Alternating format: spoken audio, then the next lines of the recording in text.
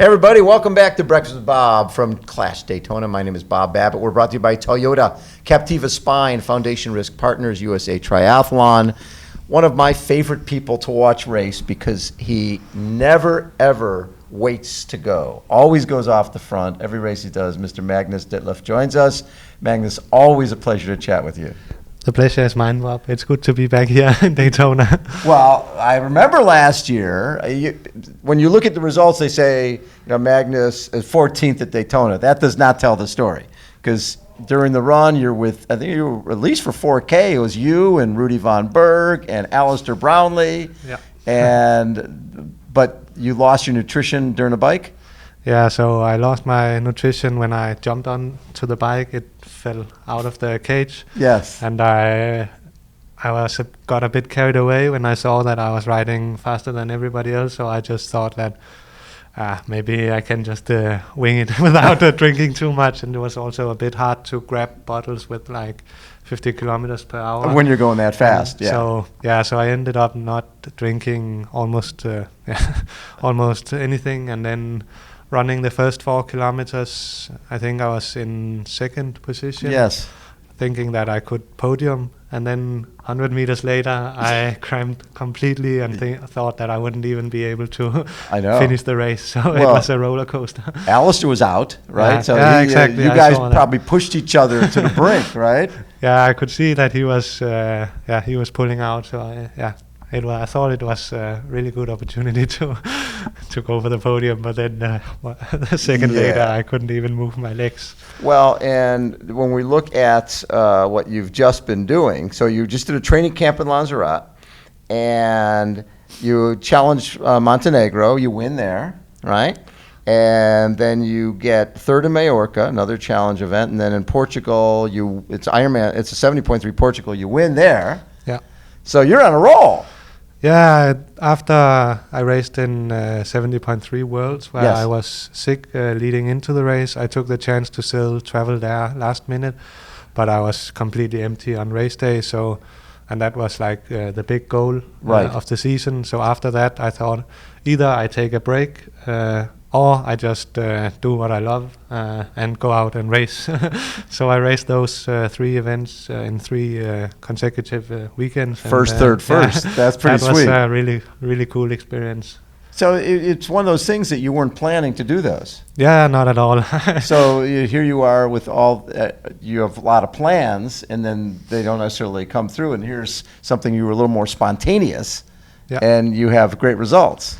Yeah, so it was just an awesome experience. I was there with my girlfriend, and she was like taking it as a training camp while I was doing the races. So we were just having a good time, and I was racing, so it was cool. So did you learn something from that maybe you need to enjoy it more? Yeah, I think I learned maybe to be a little bit more relaxed about racing, because when you race 3 weekends in a row, a lot of things will go wrong, and you can always plan everything. And so it was good to have another one by my side and just travel around and see different places.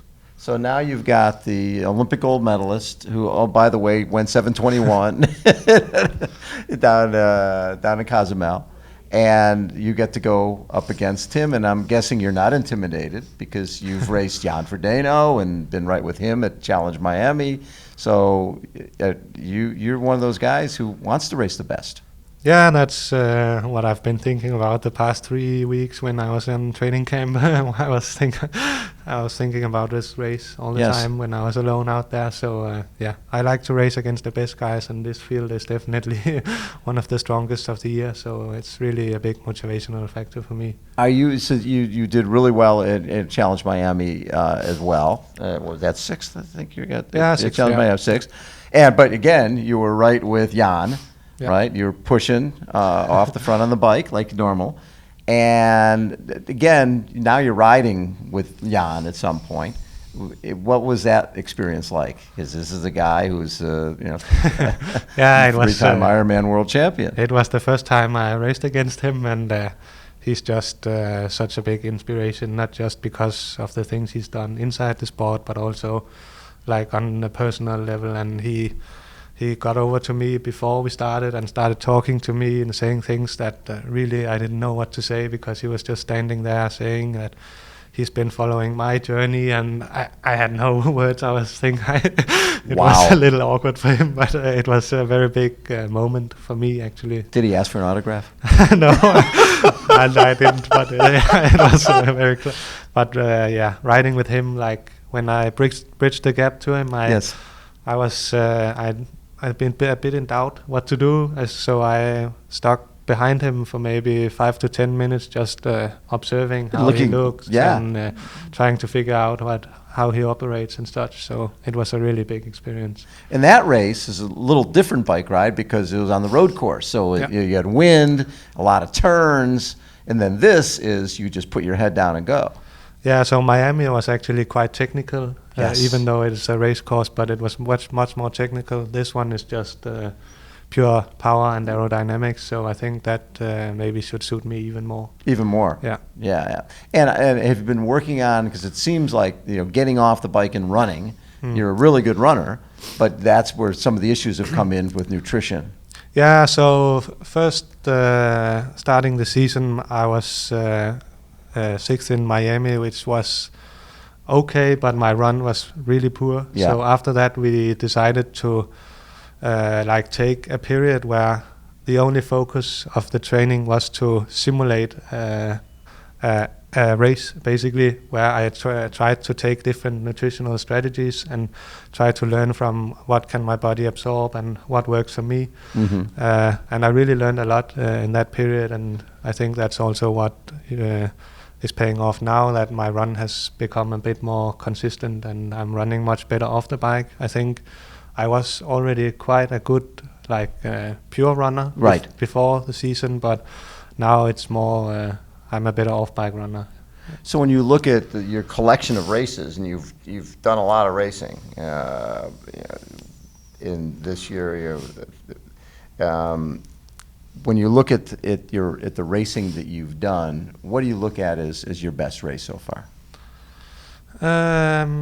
I think the best race, if you look at the numbers, is probably the first one in the line of the 3 events I just did in Montenegro. Yeah.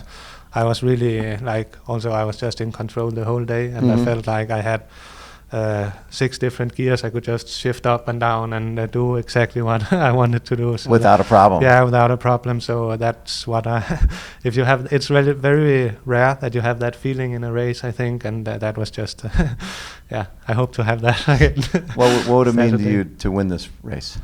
It would mean a lot. So it's the third time I come here, and last year probably was like my breakthrough race. So it's actually a race that means a lot to me. So it would mean a lot to come back here for the third time and have a win. What's the goal for the following for 2022?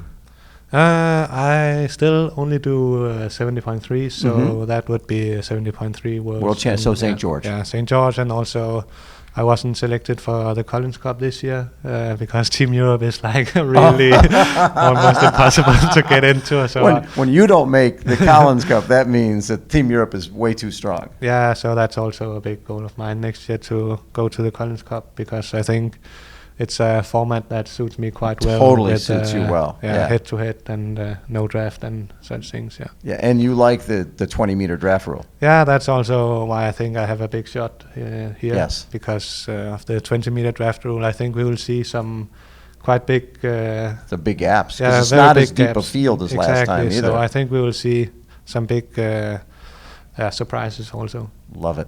Yeah. Thank you, bud. Always a pleasure, Magnus. I love what you bring to the game, because you never disappoint. You always go hard, and you always, even if you never know if you can win off the front unless you go off the front. Yeah, that's has been my philosophy so far, and now I'm starting to be able to back it up with a okay run. So yeah. Your run's getting better all the time. Exactly. Magnus Ditlev has been our guest. Again, everybody, Breakfast with Bob from Clash Daytona. Thanks, everybody, for tuning in today, and we'll catch you next time. See ya.